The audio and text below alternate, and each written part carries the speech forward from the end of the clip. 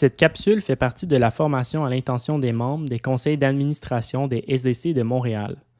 Elle vous renseignera sur le fonctionnement de la gouvernance de votre SDC et le fonctionnement du conseil d'administration.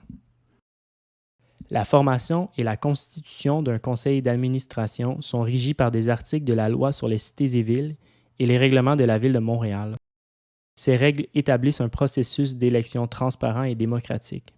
On parle d'assemblée générale, d'élection ou encore de nomination.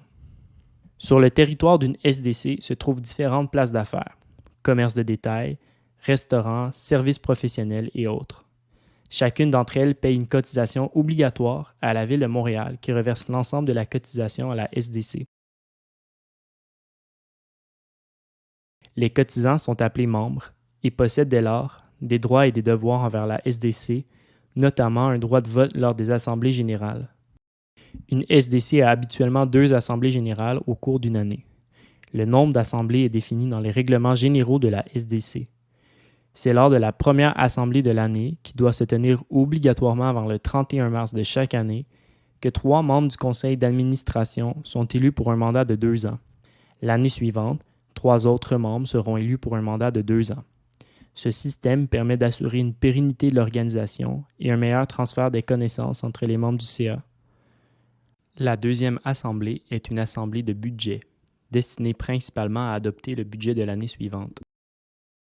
Le conseil d'administration est composé de 9 membres qui s'assurent de la bonne gestion des budgets et du bon déroulement des activités, soit 6 membres élus aux 2 ans, 1 membre nommé par l'arrondissement et 2 membres nommés par les membres du conseil. Les membres nommés peuvent être des membres de la SDC désirant s'impliquer ou des personnes non membres, citoyens, experts, etc. La durée des mandats et le processus d'élection sont définis dans les règlements généraux. Alors que la direction générale assure la gestion courante des activités et des ressources de la SDC, le conseil d'administration s'assure de la bonne gestion des fonds et des orientations stratégiques de la SDC. Un conseil d'administration possède un certain nombre de pouvoirs et de responsabilités pour répondre aux besoins de la direction générale et assurer le bon déroulement de ses activités en accord avec la mission, la vision et les valeurs de la SDC.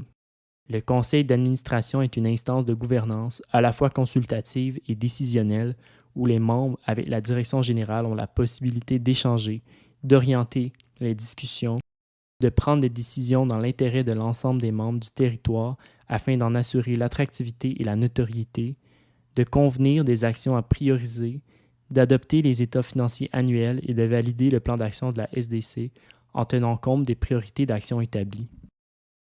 Les séances du conseil d'administration ne sont donc pas que des séances d'information ou de consultation, loin de là. Vous devez vous entendre sur les besoins des membres ainsi que sur la façon d'y répondre.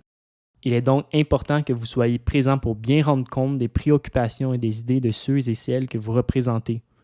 De même, il est important de bien se préparer et de lire en amont tout document requis avant chaque séance.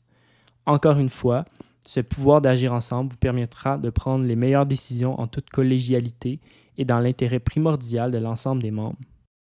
La capsule sur les rôles et responsabilités vous renseignera davantage à ce sujet et vous permettra d'assumer pleinement votre mandat.